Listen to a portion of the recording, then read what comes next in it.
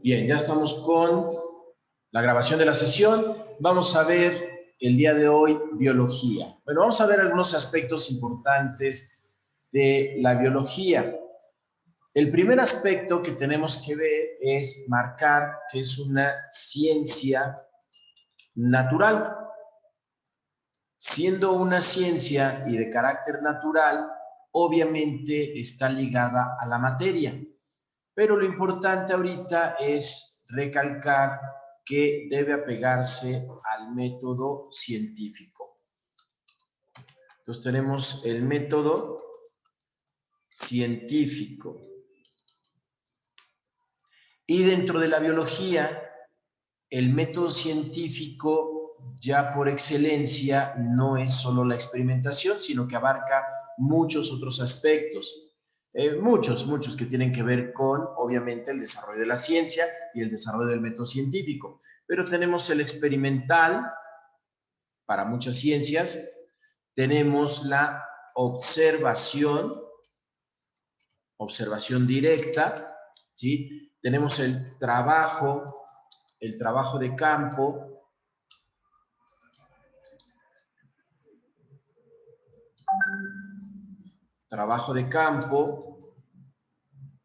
¿sí? Y también podríamos considerar lo que es el inductivismo dentro de la biología. Y se pueden marcar muchos otros, solo quiero hacer un poco de hincapié que el trabajo de la biología o el trabajo de los biólogos es muy complejo, bastante complejo. Bueno, otro aspecto importante de la biología, aquí lo vamos a resaltar, ¿sí? Que no a todos los biólogos les agrada, porque muchos son materialistas, desde un pensamiento materialista, otros tienen un pensamiento menos materialista, como más de creencias en alguna religión o Dios, ¿ok? Entonces, para algunos, marca la biología como un conocimiento de carácter teológico, teológico. ¿Qué significa eso? ¿O qué quiere decir que algo sea teológico? Bueno, esto implica una sensación extraña porque nos dice que hay un propósito o fin último. ¿Sí? Es un poco complicado de explicarles. ¿Sí? A mí sí me convence, pese a que no tengo una religión y de hecho soy ateo, sí me convence que la biología tiene cierta condición que la hace teleológica. Es decir, que tiene como un propósito, hay algo, una finalidad. Bueno, ahorita abarcamos eso, ahorita lo establecemos. Primero vamos a decir que la biología, ¿sí?, está formada por dos términos, es decir, hay así lo vamos a poner hasta acá, ahí está, hay una especie como de etimología, bueno, no especie, hay una etimología. Vamos a ver cuál es su etimología. ¿Qué es la etimología? Bueno, las palabras de origen griego-latino con las que se construye el término. Y es importante porque es muy reciente. El estudio de la biología es a partir de la ilustración, ¿sí?, un poco posterior a la ilustración, y tenemos términos que es bios, que vamos a tener como el significado de vida, ¿sí?, y logos, que va a tener un significado como de tratado. Ahora, desde el punto de vista de la filología, que es la ciencia que trata acerca de el origen de los términos y de las palabras, bios es una palabra griega muy compleja que involucra muchísimas cosas. Bueno, este término de biología fue acuñado principalmente por Lamarck. Lamarck era un naturalista y un evolucionista. Acuérdense que no existía antes el término de biología, entonces él es un naturalista. Y un filósofo, desde luego, ¿no? Filósofo de la naturaleza o naturalista. Y Lamarck es el creador de la idea de la evolución. Ya lo estudiaremos en algún momento. Entonces, un evolucionista de los primeros que pudo haber. Y a él se le atribuye precisamente el término, a él y a otros, el término de biología, porque no existía. En los tiempos de Aristóteles, por ejemplo, no existía algo llamado biología. Estaba la filosofía de la naturaleza y Aristóteles lo consideraba que era una conocimiento de los animales. Y él escribió acerca de los animales. Tiene varias obras acerca del alma, pero también tiene algunas obras acerca de los animales. Hablaba sobre los animales, sobre la reproducción de los animales y cosas que Aristóteles sabía. Ahora, como la biología es una ciencia natural, entonces debe tener un objeto de conocimiento.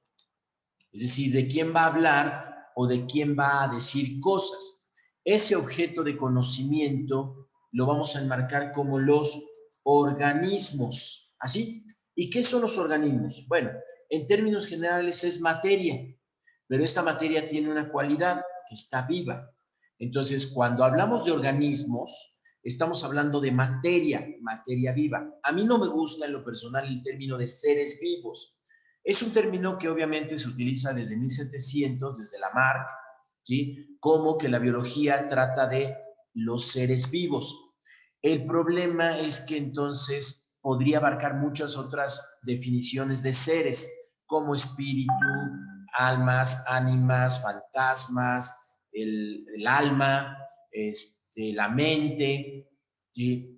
Y entonces la biología no trata de eso. La biología es perfectamente clara, trata de la materia, por eso es una ciencia natural, tiene como objeto de estudio a la materia, pero en particular la materia que está viva.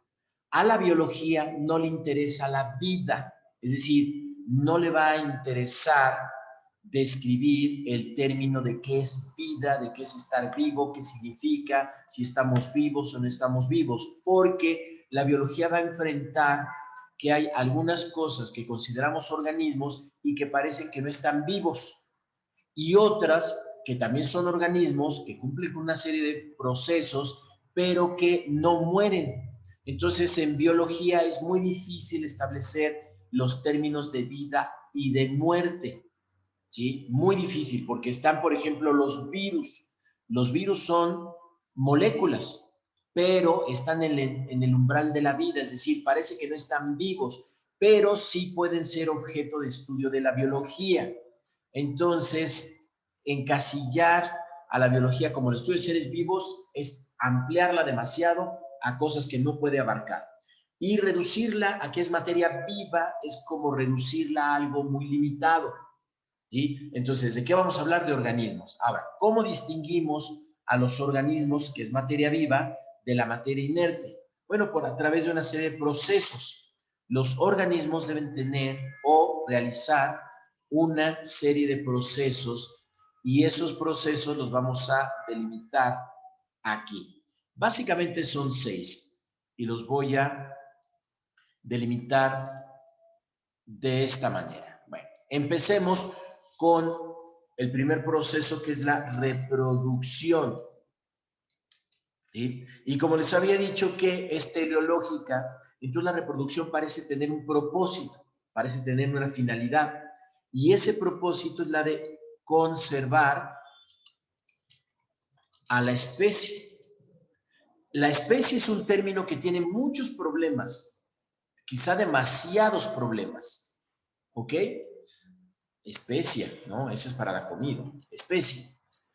Entonces, ¿por qué tiene problema la especie? Bueno, porque para Darwin no podemos hablar muy claramente de una especie, porque él establece que hay una diversidad biológica, es decir, hay muchos organismos, muchísimos, y eso lo requiere porque su teoría dice que hay una selección natural de todos los posibles organismos y todas las variantes de organismos que existen. Solo sobreviven los que tengan las mejores condiciones de adaptación al medio ambiente. Esa es la teoría de la selección natural. No es los más fuertes sobreviven, no es los más fuertes, es aquellos cuyas características le permiten sobrevivir bajo las condiciones del ambiente en el que se encuentran. Es una condición de supervivencia. Pero Darwin requiere, para poder establecer su teoría, que haya una diversidad biológica muy grande, y entonces eso limita o dificulta el término de especie. Ahora, ¿cómo podemos entender el término de especie? Bueno, porque son características que se preservan o que se conservan. Por ejemplo, la especie humana.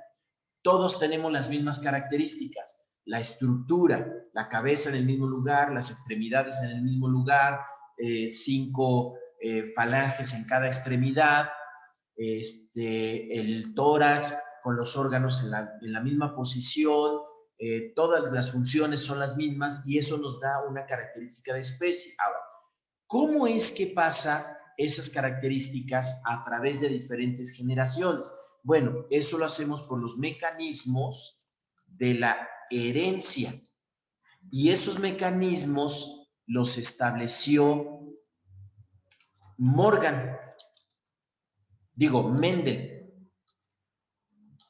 Mendel fue el que estableció esos mecanismos de la herencia, pero no resuelve el problema.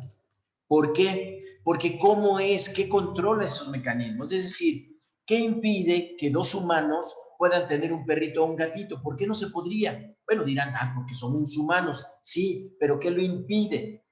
Los mecanismos de la herencia, sí, pero ¿qué físicamente hace que no se pueda? Bueno, a través de muchas investigaciones derivados de esa pregunta, pues llegamos a una molécula, el ADN. Y esta es una molécula, quiero hacer hincapié, que es una molécula de ADN, lo cual significa que podemos modificar a esa molécula y a eso le llamamos ingeniería genética, porque ahí está marcada precisamente nuestra información genética en una molécula. Entonces ya tenemos una estructura material, fíjense, regresamos a la materia. El ADN es una molécula que no tiene vida, pero que ahí está escrito, por decir una palabra, escrito, está ahí determinado cuál es la estructura que va a tener un organismo. Y eso es lo que impide que podamos tener un hijo que sea diferente a nuestra propia especie, que cumpla con esos caracteres o características particulares de la especie y que éstas se transfieren a través precisamente de los cromosomas, que son las moléculas de ADN. Ahí está la información. Y esa información puede tener alteraciones, sí, se llama mutación, una forma natural de alterar y entonces tener diversidad biológica, pero no es tajante esa diversidad. No podríamos tener un perrito. Sin embargo, el humano, al conocer esa molécula, la puede modificar. Llamamos ingeniería genética. Y entonces viene la clonación, vienen los transgénicos, viene la medicina genómica y todas las modificaciones que podemos hacer al ADN. Y ahora sí, tal vez podemos elegir qué queremos tener. Hombre, mujer, con qué características, que sea güero, que sea moreno, que tenga... ¿Por qué? Porque podemos alterar o modificar la producción de melanina, la cantidad de hormonas de crecimiento, que sea muy alto, que no sea tan alto, la cantidad de hormonas en la formación de músculo, etcétera, etcétera. ¿Sí? Entonces sí podemos ya hacer modificaciones, no tan dramáticas como estoy diciendo, pero en un futuro podría ser. Luego tenemos otro proceso que es el desarrollo. Seguimos con la misma dinámica y entonces, ¿cuál es la finalidad del desarrollo? Pues obtener un adulto. ¿Y qué significa un adulto? Bueno, un adulto es un organismo que tiene capacidad reproductiva. Entonces, hay una etapa en los organismos a la que vamos a llamar desarrollo, ¿sí? En donde ese organismo alcanza su madurez reproductiva. Entonces, aquí vamos a tener una madurez. En el humano, esa madurez no es a los 18, ni a los 20, ni nada. Es decir, un adulto reproductivo. Eso en nosotros es a los 12 años. 11, bueno, puede ser desde los 9 hasta los 13, 14, pero un promedio general podría ser a los 12 años. Entonces, a partir de los 12 años podríamos considerar que somos adultos. Incluso la Constitución en México considera la libertad sexual a partir de los 12 años. Es decir, una persona puede ejercer su sexualidad libremente a partir de los 12 años. ¿Por qué? Porque biológicamente es un adulto. Claro, legalmente los adultos se consideran a los 18 años, ¿sí? Pero ese es otro asunto, es un asunto legal. Pero desde el punto de vista biológico y empatado con la legalidad, con la Constitución, se establece cómo la libertad sexual, o sea, la posibilidad de ejercer mi sexualidad por mí mismo, ¿ok? Por mí mismo, no que alguien pueda ejercerla hacia mí, no, por mí mismo, yo puedo expresar mi sexualidad libremente a partir de los 12 años, ¿sí? Nadie puede atentar contra mí antes de la edad adulta y después de la edad adulta nadie puede atentar contra mí sin mi voluntad, ¿ok? Sin mi permiso explícito, así, claro. Entonces, eso ya son cuestiones legales, pero desde el punto biológico hay una madurez reproductiva. Eso es el desarrollo. Esto puede ser automático, o sea, inmediato, como en algunas bacterias, ¿sí? O puede llevar una etapa, desde el momento de la fecundación hasta el nacimiento de el nuevo ser, ¿sí? O la formación ya del nuevo ser. Y de ahí viene el desarrollo hasta su vida adulta, donde ya puede reproducirse. Los perritos, pues obviamente pueden ser meses, en algunos animales un año, año y medio, en el humano hasta los 12 años y así va variando, pero a eso le llamamos desarrollo. Luego tenemos la respiración, ¿sí? Es otro proceso y su finalidad es obtener energía. ¿Y qué tipo de energía vamos a tener? Pues a través del ATP. Esta energía, que es una molécula que la llamamos como trifosfato de adenosina. Así se llama, trifosfato de adenosina. Con que la conozcan como ATP no hay problema, es el trifosfato de adenosina. Bien, y esto se va a presentar en dos procesos. Una, la respiración, como la conocemos, que puede ser aerobia o anaerobia, y la fotosíntesis. ¿Ok? Son los dos procesos más importantes. También existe una cosa que se llama quimiosíntesis. La voy a mencionar. Quimiosíntesis, donde no se necesita la luz solar. Entonces, quimiosíntesis es la síntesis a partir de sustancias químicas, la fotosíntesis, que es la energía del sol, y la respiración, que requiere del oxígeno y de algunos otros componentes. Bueno, eso lo analizaremos ya posteriormente. Todos los organismos tienen un proceso de respiración. Respiración no es que entre oxígeno a mis pulmones y exhalar, no, eso es inhalar y exhalar. No, estamos hablando de una respiración, es un proceso que sirve para poder obtener energía. Después tenemos el metabolismo, ¿sí? Metabolismo tiene como finalidad la de transformar nutrientes. ¿Qué son los nutrientes? Son las biomoléculas. Sustancias, obviamente, de carácter biológico, ¿sí? Orgánico, entonces que nos permiten hacer eso. ¿Cómo se hace? Pues a través de procesos de anabolismo y catabolismo. Y esos son procesos que nos permiten destruir moléculas y volver a construir esas moléculas. Y eso lo hacemos de manera constante desde el momento que somos concebidos, ¿sí? Bueno, fecundados, hasta que terminan todos los procesos que llamamos muerte. Les digo que en biología es un poco difícil hablar de vida, de nacimiento, de muerte, porque hay muchos procesos, pero el metabolismo sí está presente en todos los organismos, todos van a transformar esos nutrientes. Un error que cometemos en la actualidad es que comemos y no deberíamos comer, deberíamos nutrir, es decir, tomar los elementos biomoleculares que están en los alimentos, y debemos nutrirnos a partir de esos alimentos que tienen esas biomoléculas.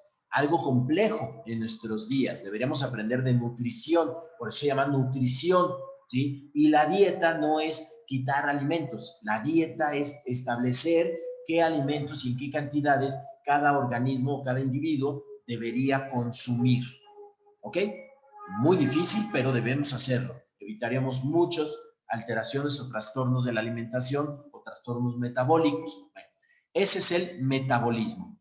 Después tenemos la irritabilidad. ¿En qué consiste la irritabilidad? Bueno, esta es una respuesta a estímulos, ¿sí? Estímulos del medio. Entonces, en el medio ambiente, medio ambiente, entendemos medio ambiente como lo que nos rodea, ¿sí? Hay un estado de estrés continuo, o sea, nos enfrentamos al estrés continuo del medio ambiente. Bueno, ese medio ambiente puede ser externo o interno, a eso le llamamos procesos de estrés, y entonces vamos a tener una respuesta a esos procesos de estrés. Y en esa respuesta de procesos de estrés a los que nos enfrentamos dentro del medio ambiente, ¿sí? Ese estrés, dentro de la irritabilidad, bueno, necesitamos una serie de mecanismos. Entonces tenemos mecanismos receptores de ese estrés o de ese medio. Varía muchísimo esos mecanismos receptores, mucho, impresionantemente. ¿Ok? Nosotros para los humanos los conocemos como los sentidos, pero los sentidos no son 5, pueden llegar a ser 11 sentidos. Los que son obvios para nosotros, pues el sentido de la vista, del olfato, del gusto, del oído, del tacto. Esos son los obvios que conocemos, pero hay muchos más, ¿sí? Tal vez un número de 11, pero también pueden variar estos mecanismos en los diferentes organismos que existen. Y por último tenemos la homeostasis.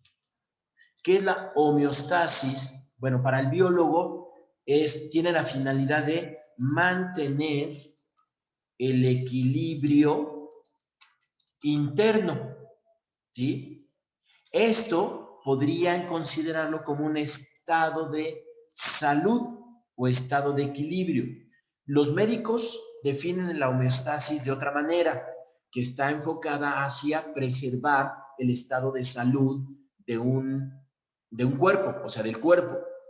Eso es lo que lo entienden como la homeostasis. El biólogo también tiene este proceso, el proceso de homeostasis, pero el biólogo lo entiende como que el organismo va a buscar mecanismos que le permiten mantener el equilibrio. Y entonces hay una serie de mecanismos, ¿sí? Mecanismos homeostásicos. Homeostásicos.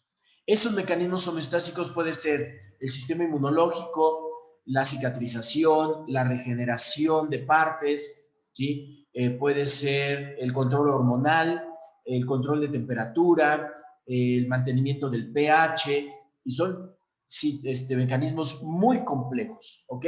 Esos son los mecanismos homeostásicos. Estos mecanismos homeostásicos, si se mantienen, podrían en cierta medida evitar el envejecimiento, y puede haber mecanismos que eviten el envejecimiento, ¿sí?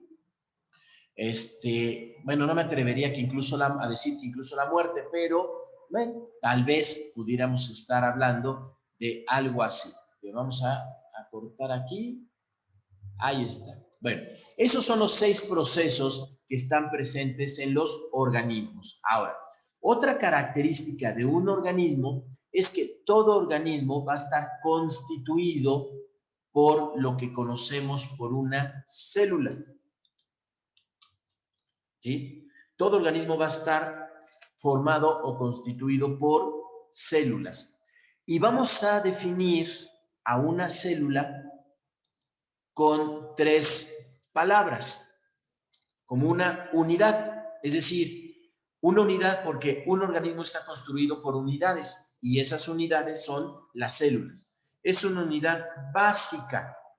porque no hay nada más simple que forme o construya un organismo. La célula está formada por una estructura más compleja, pero no hay nada más básico que una célula que construye a un organismo, ¿sí? Eso significa, ¿sí? Aquí lo voy a poner, significa que cuando tenemos un organismo, eso implica, ¿sí? Tiene una implicación, espérame, ¿no?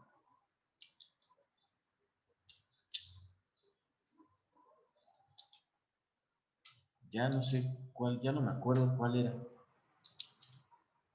¿no? Más o menos. No, ya no me acuerdo. Bueno, voy a dejar ese, ¿sí? Era una flechita que quería, que implicaba, pero el ASCII ya no me acuerdo cuál era, hace un rato que no lo uso. 123, no. 124, no. Oh, que la canción. No, tampoco. Ok. No, no me da. Qué triste. Qué tristes. Yo sabía cuál era. Me la sabía de memoria, pero ya no me acuerdo. Ahí. ¿No? ¿Quién sabe? Bueno, un organismo implica, lo voy a poner así, implica, ¿sí? Una célula. Al menos una célula. Eso es lo que quiere decir que es una unidad básica, que implica por lo menos una célula. Que si yo tengo un organismo, tengo implícitamente una célula. Al revés, no. Si yo tengo una célula, no necesariamente tengo un organismo. ¿Ok? Entonces, cuando hablamos de organismo, estamos hablando de algo muy complejo, de un concepto muy complejo, que implica necesariamente la presencia de una célula. Bien, y la última es que es fundamental. Si no está la célula, no hay organismo. ¿Ok? Bueno, ahorita regresamos a eso. Ahora, como estamos hablando de que todos los organismos están constituidos por células, entonces vamos a tener dos tipos de células.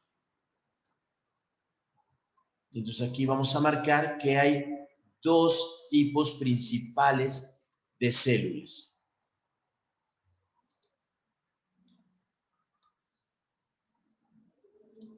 Y entonces todos los organismos se van a distinguir porque hay dos células. Una célula que le llamamos procariota, así, procariota, y otra célula que le llamamos eucariota, ¿sí? O eucariótica, ¿sí? La célula procariota va a ser aquella que no tiene núcleo, es decir, tiene un núcleo no definido. El núcleo no está definido. Núcleo no definido.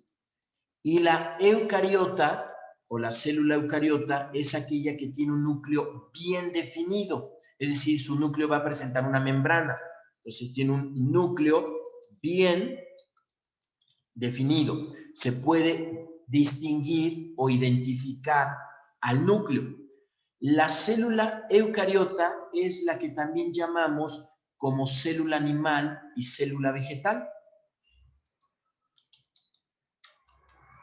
Hay otras, pero esa es como la tradición, ¿no? Distinguir a la célula animal de la célula vegetal. Ambas son de carácter eucariótico, son eucariotas, pero se distingue una como vegetal o animal. Siempre, bueno, muchas veces lo ponen así. Ahora, ¿cuáles son los organismos eucarióticos? Bueno, son organismos que pertenecen al reino Monera. Y los del reino Monera, pues van a ser las bacterias y las cianobacterias, conocidas como algas unicelulares. Eso va a ser el reino Monera. Y en el caso de la célula eucariótica, pues aquí vamos a tener a otros reinos, los que identificamos como los reinos Animalia, y esos reinos Animalia son los vertebrados y los invertebrados. El reino Plantae, y estos, híjoles, es un poco más difícil de establecer así como quiénes son. Entonces vamos a poner las gimnospermas y las angiospermas, pero, híjole, es mucho más complejo y más grande, ¿ok? Tenemos el reino Fungi. El reino Fungi es lo que vamos a identificar como las levaduras, el moho o los mohos y los hongos o setas, ¿sí? Es el reino Fungi. Y luego tenemos por último el protactista, ¿sí? También se le conocía antes como reino protista, pero se encontró que hay otras características y otros organismos que pueden entrar. Los principales son los protozoarios,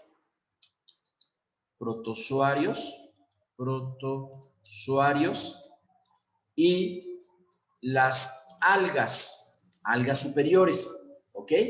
Bueno, estos son todos los organismos. En total, más o menos, tendríamos unas 1.900, o sea, 1.000.000, más o menos, 1.900.000 especies entre todos estos reinos. Bueno, lo voy a poner aquí abajo, porque no me quiero arriesgar a incluir a las bacterias, porque las bacterias todavía hay muchas por clasificar en especies, pero dentro de casi todos los reinos estamos hablando de aproximadamente 1.900.000 especies. Suena mucho, pero no lo es. En realidad no es tanto. Ahorita les marco más o menos qué importancia tiene eso. Bueno, ahora, cuando hablamos de la célula como una unidad, entonces hacemos referencia a la teoría celular, de la que hablaremos posteriormente. Entonces, si hablamos de una unidad, entonces vamos a tener lo siguiente, que vamos a tener a la célula como una unidad estructural.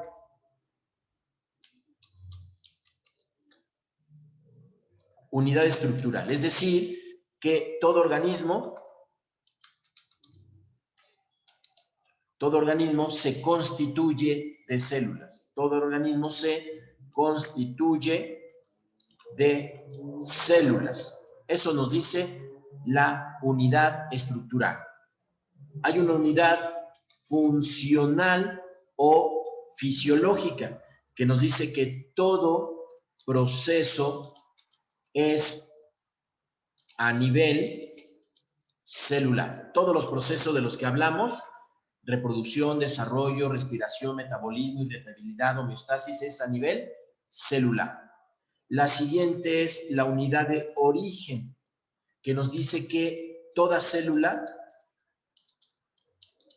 proviene de otra célula previamente existente.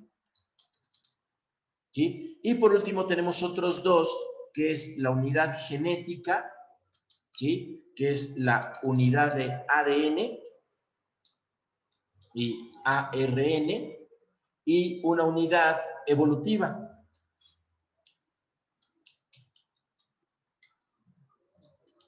¿Sí? Que la evolución se lleva a nivel celular. Es la unidad evolutiva. Entonces, los cambios y adaptación